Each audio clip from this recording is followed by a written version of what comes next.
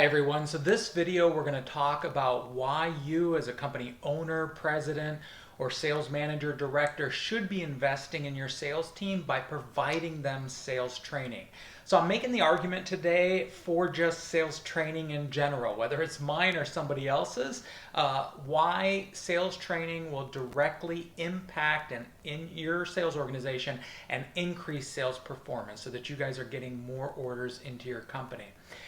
If you've already decided that you need sales training and or you buy sales training on a regular basis for your sales team, then I have another video that I want you to watch that should be on my channel here about why you should work with me. So not knowing anything about your organization at first, I'm at a disadvantage. So I'm going to make the case why my sales training is different than other sales training out there, why it's more effective, why it's more tactical, more real, and it's going to get better results. So if you already have decided on sales training, watch that video. If you haven't decided on sales training, after this video is done, you probably will. There's a good chance you will if I've done my job as a salesperson and convincing you why sales training will benefit your organization. Then after this, I ask you to go to that video and watch that too. If you're on YouTube right now, I'll put the link in the description below so you can go to that. If you're on my website, you should just scroll through there and look and find the top reasons why you should work with me. But basically, if you know me, just a quick overview. And you've seen any of my other videos, you know that I'm not a franchise. So franchise organizations, I'm not going to name those because I'll probably get sued, but they're going to have a very canned sales training program that they're going to teach to everybody that comes into their class. The way that I'm different is I've got a sales system that gets results. It's very well structured from prospecting. So the areas that we're working in, prospecting, so that's keeping my pipeline full, how to get more people to say yes to a face-to-face meeting. And then once I get that face-to-face meeting as a salesperson, how do I close more of those sales? How do I ask the right questions to get that buyer to a place of self-discovery so they can make a decision whether my product or service is right for them, right? How do I, as a salesperson, avoid put-offs? Put-offs are maybes, think it over, and I'll get back to you. If your organization is getting a lot of those, you need sales training in that area. And then the last part of it is after I'm closing so many sales, how many of those sales are actually profitable? Are your salespeople closing sales, but they're leaving money on the table because they think the only way to close the sale is to give a discount? So we work in those three main areas, but it doesn't mean it's the only areas that we work in. So for example, a lot of times I'm working with an organization who says we've got problems that we need solved in just in general sales performance, right? So we've got to dig into, well, where is the problem? Is the pipeline not full? Or, in one of those other areas that we talked about, is it just the dynamics of the sales team? Is it the message that the sales team is giving to the people that they're targeting, the target customers, the prospective customers that they want to meet with? Accountability with the sales reps, or forecasting. They're just not getting accurate forecasts. Or recruiting is a big problem. Finding the right people that are going to work within your organization and be able to do what they need to do in that role as a salesperson in order to move the needle and get results for you. Or is it turnover? Why are we recruiting? Is it hopefully it's because we're growing, but is the real problem the turnover of the salespeople? We're just not keeping them, and that's very expensive for an organization, as you know. So anyway, we're going to cover all that, plus the top 5 reasons why you should work with me and why my program is different and gets results. But back to the purpose of this video, to talk about why you should be investing in sales training in your sales team. So before I've briefly written those are not very explanative answers. I've tried to mask that, so we'll cover that and I'll give you real reasons behind that. That's just my talking notes. But some of the reasons that, or some of the excuses that I hear from presidents of company, maybe owners of companies, of smaller companies that have a sales team, that they think, well, why should I invest in sales training, right?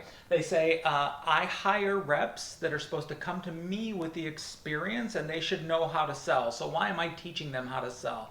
First of all, that mentality is totally wrong, and while it's natural to think that sometimes, let me explain why it's wrong. So first of all, think about, we'll use the analogy of something you're familiar with. So think about, say, professional sports, right? And what do athletes in professional sports do all the time? Preseason. They're training. In fact, they're constantly training. Imagine how ridiculous it would be, the owner of a team, to say, I'm firing my coaches and I just want the athletes to show up on game day and go out there and play. Okay, that's why I'm giving them this huge salary and I expect them to get out on the field and perform. We would say that's kind of ridiculous, right? It doesn't work that way. Even the best, highest paid athletes are constantly refining their skill, running drills, practicing all the time. They're trying to improve their performance. And that's what sales training does. You get that, so we'll move on to the next part of that is in the book by Stephen Covey called The 7 Habits of Highly Successful People. He gives the analogy, and I think you'll appreciate this, where he says that the sales team are the people that are going through the jungle, right, with their machete, and they're carving a path through the jungle. The sales manager is the one back at base camp, sharpening new machetes, so that when the salespeople have a dull machete and they're not making as much progress, they come back to the sales manager, back to base camp, and they get a new machete to make their job easier. I mean, that is really, in essence, what sales training does. I'm delivering it with the help of your sales manager, reinforcing it and implementing the follow-through steps and the action steps that go into the whole reinforcement stage post-training. So, and likewise in that story, Stephen Covey says that the CEO is the one climbing the tallest tree in the jungle, looking out and telling the sales manager down at base camp, okay, to have your people correct, go this way, and course correct and go that way, or we're on the right path. But that he's got the vision out there for that. So, excuse number two is I hear owners or company presidents say, well, it's a desire issue. My salespeople get paid more if they sell more. So therefore, they should just want to make more money. So that should be the reason why they go out there and sell. Why do I have to provide sales training for them? And I understand that as well. But the truth of the matter is that salespeople are human, when you go out there and do the same thing repetitively every day, think about the salesperson's life, right? You're on the phone trying to make appointments and you're getting what?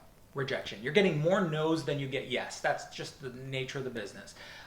Also, when you're meeting with prospective buyers, you're usually getting more no's than yeses. The average salesperson closes 20-25% of the appointments that he or she goes on. So, those salespeople are constantly battling it out in the field, constantly getting rejection. And what happens is many times that the salesperson just kind of comes to this comfort zone and they start to make sense of where their income is right now, that, hey, I'm making this much and that's kind of what that job pays, which incidentally is another reason why you're losing sales reps sometimes and why there's turnover, because of this demotivation, where they think this is all they're going to make and so forth, and they don't realize that there's a combination of problems that are, or a combination of issues that are contributing to the problem, which is a lack of motivation, a lack of effort, a lack of skill, a lack of confidence, all tied together, right? So the sales training is going to provide a great motivation for you to be able to get your people energized again and put more effort into what they're doing. The other thing is it just it raises the temperature in the room, right? So I'm talking a little bit about over here what we're going to talk about and reasons to provide sales training for your sales team. But I just want to tell you a quick story. Years ago, I had been in a national sales manager position for many years, traveling, a real road warrior, just traveling all the time, and decided this was not good for my family life. This was not what I wanted to do. I just wanted to dig into my local market and do some type of job where I could be home every night and not be on a plane every week. So I took a job selling services. So I went from national sales manager to a salesperson in a local market with just a couple counties in my area.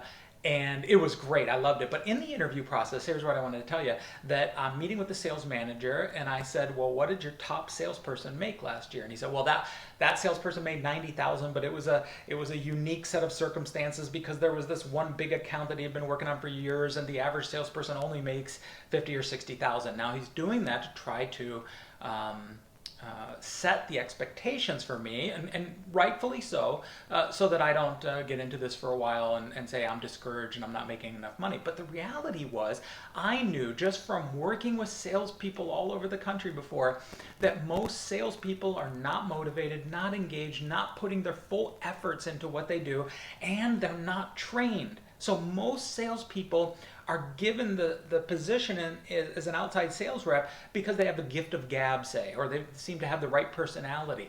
But the reality is, how much sales training do they have? And if they have sales training, and I'm not talking about a one-day seminar or something like that, but do they have a selling system that consistently fills their pipeline, consistently gives them the skills to bring the prospect to a place of self-discovery, to a decision at the end of the meeting so that they're closing more sales, whether it's a yes or a no.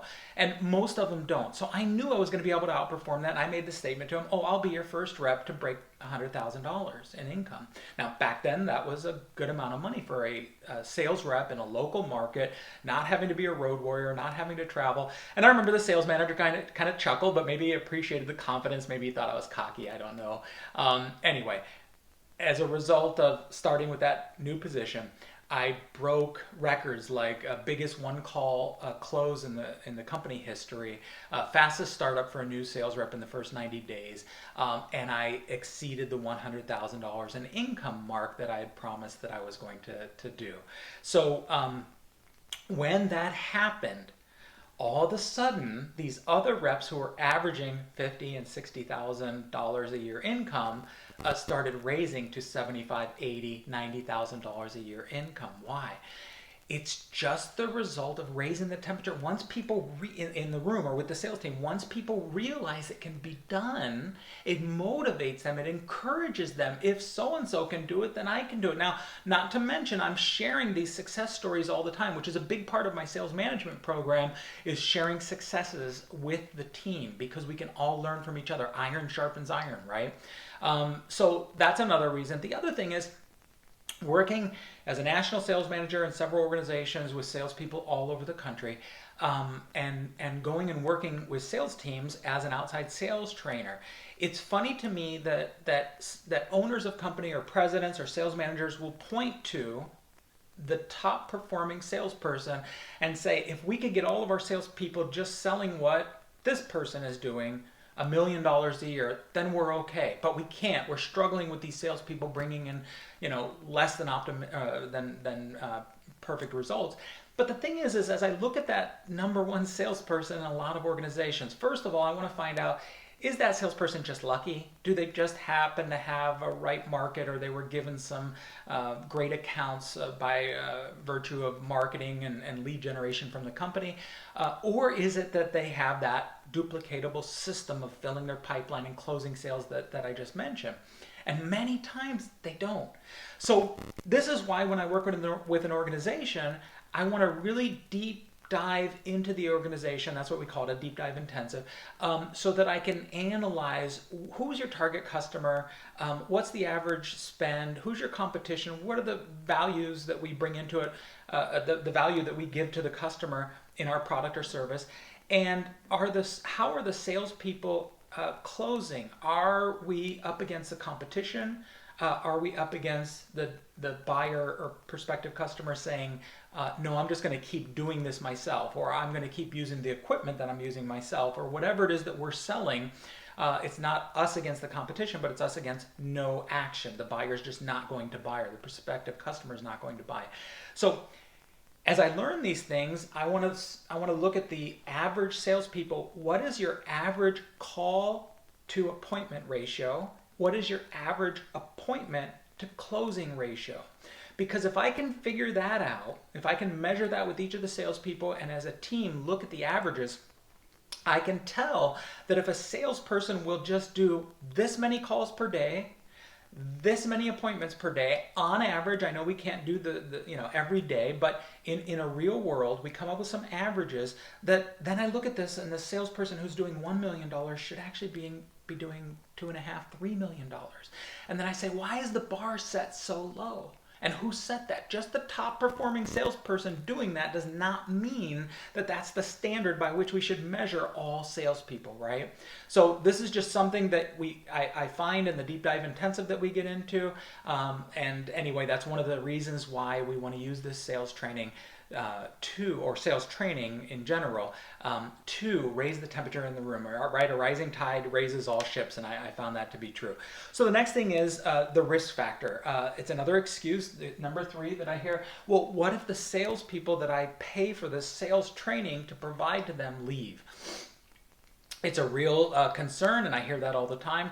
When you think about it, one of the things that salespeople feel is that they're ignored, they're not given support. Have you heard that from your salespeople? The company's not giving me enough support to be successful, and so forth. But studies have proven that companies that train their people, not just in sales, but throughout the organization, companies that provide training for their people, they end up having a better employee retention rate. Why? Because it's just part of the mentality of the employee that the company is investing in me. And I want to stay there. But really, we as human beings, we always want to feel like, and you might not think this about your salespeople or some of them, but we want to feel like we're constantly improving, constantly learning, right? It feels good because we're personal growth is one of those satisfying feelings that we get, and most salespeople, again, back up into their comfort zone, stay there, and they're not taking new sales training, new courses, and things like that. So that's one of the big reasons. The other thing is that it's not a risk. The other thing is that sales training will impact sales on the short term. So this should not be, it doesn't take very long for that salesperson, even if he's going to leave in 6 months or 12 months or whatever, he or she, that they're going to give you some net results of the sales training that you've invested in. You're going to see an increase in sales. Now, not only that, but you've also seen that increase with other sales reps in the organization too. So it's a net positive for your sales organization to invest in sales training. The other thing is the cost. So, I'm so surprised, but people say, why? I've already got all these other expenses in my organization. I don't need another expense. Look, as a business owner, you're willing to invest in property, right? That you use for your business location. You're willing to invest in fleets of vehicles, maybe trucks and things like that.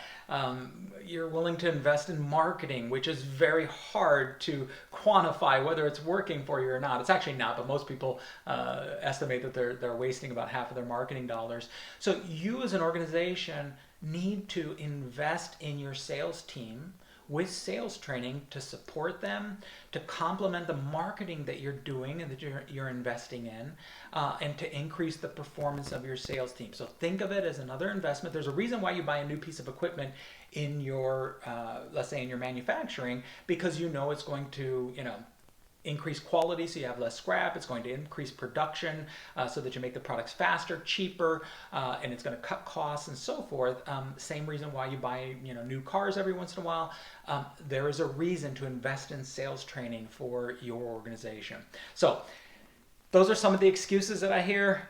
There's more than that, but those are the top ones. So now let's talk about the real reasons why we want to invest in sales training for our salespeople. The number one thing is just the commitment. So the commitment is so important. It's the step one for a salesperson to increase their performance. And so many salespeople out there are not committed. They're just not, they're going through the motions, and as you send them leads, they go and follow up on those leads and stuff. But to really be committed, to say that this is my territory, I'm the CEO of my territory or my category, if you have your reps calling on certain people within a certain segment of the market rather than a geographic area. But for the most part, for a geographic area, this is my territory. I am the CEO of my territory. I take responsibility for it. I'm going to farm this. I'm going to cultivate this, and I'm going to get the biggest percentage of sales out of this territory that anybody can get. And when you've got that kind of commitment, everything else comes so because after commitment follows creativity. You find salespeople actually solving their own problems or coming up with suggestions for the team on how to increase performance and how to close more sales. when you invest in sales training, that commitment level goes up. Now, it might not at first. In fact, at first you might hear salespeople go, "Oh, great, we've got sales training that we got to go through." But the reality is, once they start to go through it very quickly, in fact, in the first session, they're going to get value out of this. They're going to get some real tactical strategies that they can implement when they're either on the phone or when they're meeting with customers that are going to help them increase sales, and that is going to generate more money in their pocket, and it's going to increase the commitment again from the sales rep, because it's not just a once and done thing when you hire the salesperson. It's a constant recommitting of yourself to the utmost performance that you can do for your company, for the territory or the responsibility that you've been given. So the other thing is, next is the common language, okay? So sales training is going to give your sales team a common language, which makes it very convenient. So when we're talking about, okay, did you set up the terms and conditions of the sales meeting? Did you use push-pull strategy, right? Did you use the pain funnel, the pain questions? All those terms that we use in our selling system become a common language for your sales team and for your sales manager. And what's great about that is it gives you the ability to really dissect. We say on sales calls, either we won them and we're going to look back and say, why did we win them? Or we lost them, we're going to do an autopsy. We want to understand why we lost those. But in being able to dissect that, we're going to be able to strategize, we're going to be able to correct, and we're just going to be able to improve performance. And the common sales language really does that for the sales team, and it's a big benefit. The next thing is, as the sales training provides more tools for the salespeople, they put more effort into it. So as they're in the sales training and they're learning new tools that they can use when they go out in the field, they're now eager, most of them, to use those tools out in the field, and then they're going to get better results. Now, in every sales team, and I talked about this in another video, you've got salespeople that are eager to take whatever they can learn. You got some salespeople who are on the fence and saying, well, I'll wait and see if this works or not. I'll try personally one or two tactics. I liked what he said about this to get more appointments. I'm going to try that on the phone. And then you've got some people that just cross their arms and say, no, I've been selling for so many years, and you're not going to tell me how to change anything, and I don't want to use scripts and all those excuses that salespeople make. But the reality is when salespeople start getting results using these new tools and they're making more money, then the people that are in the maybe category buy in more and go, okay, I see this works for so-and-so, or I saw this worked for me. And also that group that sat there and they were resisting change come on board. They just take longer to come on board, but eventually they do come on board. So more tools that you provide salespeople is going to produce more effort by the salesperson. What's going to happen is those sales tools, which are going to help them overcome objections and close more sales, are going to increase their confidence. So the sales training gives them more tools. The more tools increases their confidence so that they're resisting cold calls less, and they're able to ask the tough questions that they need to ask in front of the prospect and not be afraid to ask for the sale or to go for the close.